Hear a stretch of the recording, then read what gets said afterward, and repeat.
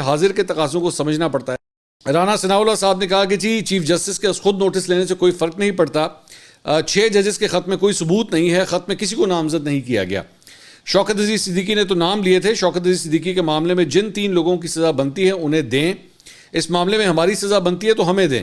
میں کسی ادارے اسٹیبلشمنٹ کی حمایت نہیں کر رہا، چور اور چوکیدار اکٹھا نہ ہو تو واردات تو ہو ہی نہیں سکتی، کچھ نہیں ہوگا۔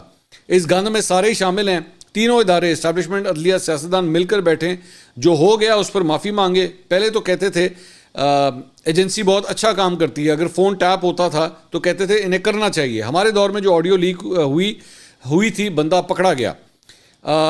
جس جج کے گھر میں کیمرہ لگا تھا اس نے میری منسٹری میں شکایت نہیں کی تھی۔ سچ قوم کو بتائیں، جو ہو گیا وہ ہو گیا، آئندہ نہیں ہوگا۔ ہواؤں کا رخ تبدیل ہونے میں دیر نہیں لگتی، کسی کو نہیں چھوڑیں گے تو خود بھی نہیں بچیں گے۔ ایسے چلتا رہا تو کبھی ان کے لیے خوشخبری تو کبھی ہمارے لیے خوشخبری آئے گی۔ معاملات کو چلانے کے لیے عصر حاضر کے تقاضوں کو سمجھنا پڑتا ہے۔ رانا ثناءاللہ سمجھ رہے ہو نا؟